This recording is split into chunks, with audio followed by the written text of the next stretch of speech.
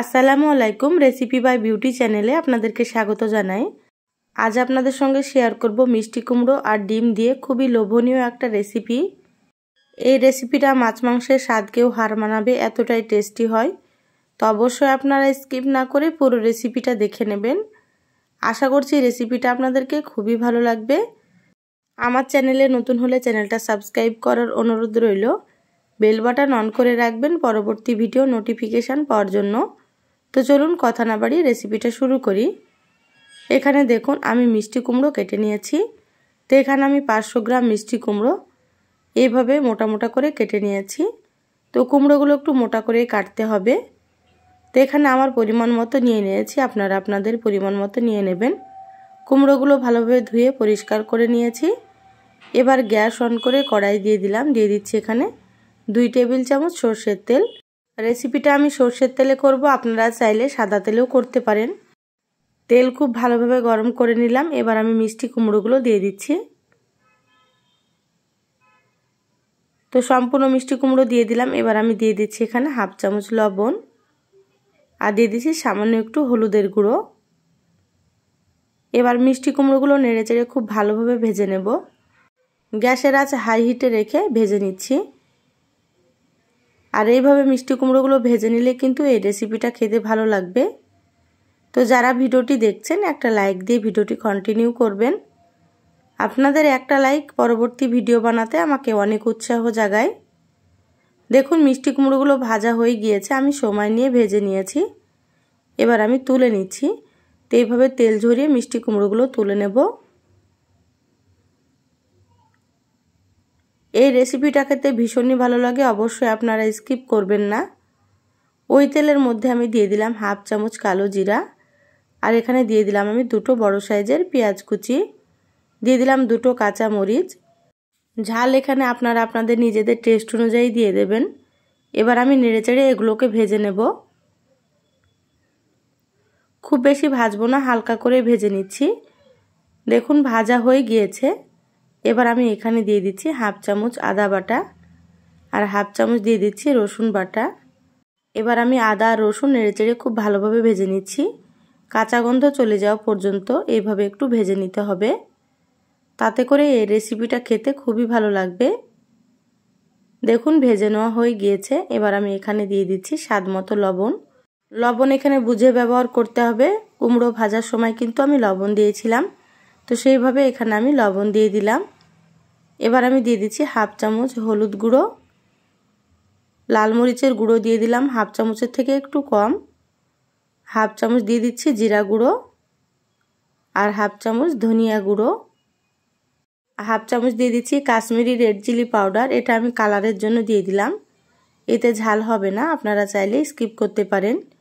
আর দিয়ে দিচ্ছি 1 চামচ কাসুরি মেথি। এই কাসুরি মেথি দিলে কিন্তু টেস্টটা খুবই ভালো আসে। যাদের কাছে থাকবে তারা এখানে 1 চামচ দিয়ে দেবেন। এবার আমি এখানে দিয়ে দিচ্ছি অল্প পরিমাণে একটু পানি। তো এখানে অবশ্যই একটু পানি দিতে হবে, শুকনো মশলাগুলো না হলে পুড়ে যাবে। এবার আমি নেড়েচেড়ে মশলা খুব ভালোভাবে কষিয়ে নিচ্ছি। মশলাটা ভালোভাবে কষিয়ে নিতে হবে। মশলা কষানো হয়ে গিয়েছে। এবার আমি এখানে দিয়ে দিলাম একটা ডিম। এখানে আমি একটা ডিম দিয়ে দিলাম, আপনারা চাইলে ডিমের পরিমাণ বাড়িয়েও দিতে পারেন। এবার আমি ডিম নেড়েচেড়ে একটু ভেজে নিচ্ছি মশলার সাথে। হালকা একটু ভেজে নিলাম। এবার আমি মিষ্টি কুমড়োগুলো দিয়ে দিলাম। মশলার সাথে মিষ্টি কুমড়ো খুব ভালোভাবে কষিয়ে নেব।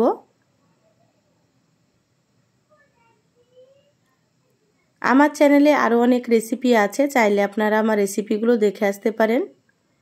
কিছু রেসিপির লিংক আমি আই বাটনে দিয়ে দেব, আপনারা সেখান থেকেও দেখে নিতে পারেন। দেখবেন আমার রেসিপিগুলো আপনাদেরকে ভালো লাগবে। কুমড়ো খুব ভালোভাবে কষিয়ে নিয়েছি। এবার আমি এখানে দিয়ে দিলাম হাফ কাপ পরিমাণে পানি। কুমড়ো সেদ্ধ হতে খুব বেশি সময় লাগবে না, সেজন্য এখানে আমি হাফ কাপ দিয়ে দিলাম। আপনাদের পানির পরিমাণ কম বেশি লাগতে পারে। এবার আমি ঢাকা দিয়ে 10 মিনিট রান্না করে নেব। মাঝে ঢাকাটা খুলে নিচ্ছি, আবারও খুব ভালোভাবে নেড়েচেড়ে নেব। কুমড়ো প্রায় সেদ্ধ হয়ে এসেছে, আরও একটু সেদ্ধ করে নিতে হবে। গ্যাসের আঁচটা মিডিয়ামে রেখে রান্না করে নিচ্ছি। আবারও ঢাকা দিয়ে দিলাম।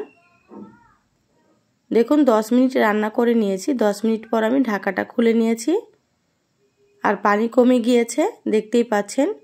কুমড়ো খুব সুন্দরভাবে সেদ্ধ হয়ে গিয়েছে। এবার আমি এখানে দিয়ে দিচ্ছি 1 চামচ চিনি। চিনি দিলে এই রেসিপিটা খেতে অনেক বেশি ভালো লাগে। তো যারা চিনি পছন্দ করবেন তারা এখানে দিয়ে দেবেন, যারা পছন্দ করেন না স্কিপ করতে পারেন।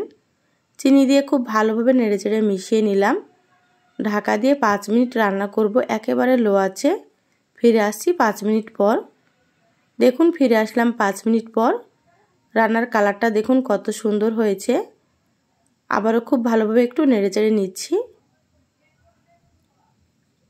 এবার আমি দিয়ে দিলাম এখানে 1/2 চামচ গরম মশলার গুঁড়ো।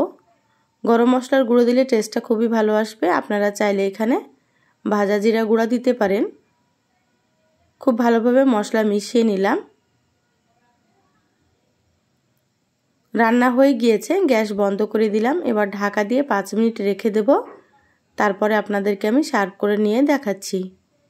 দেখুন 5 মিনিট পর আমি প্লেটে ঢেলে নিয়েছি আর দেখতে কতটা সুন্দর হয়েছে দেখুন। এই রেসিপিটা মাছ মাংসের স্বাদকেও হার মানাবে।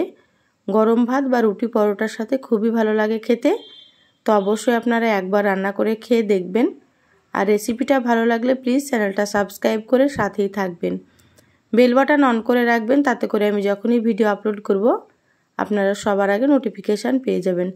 একটা লাইক দিয়ে যতটা সম্ভব শেয়ার করে দিবেন। সবাই ভালো থাকবেন। আল্লাহ হাফেজ।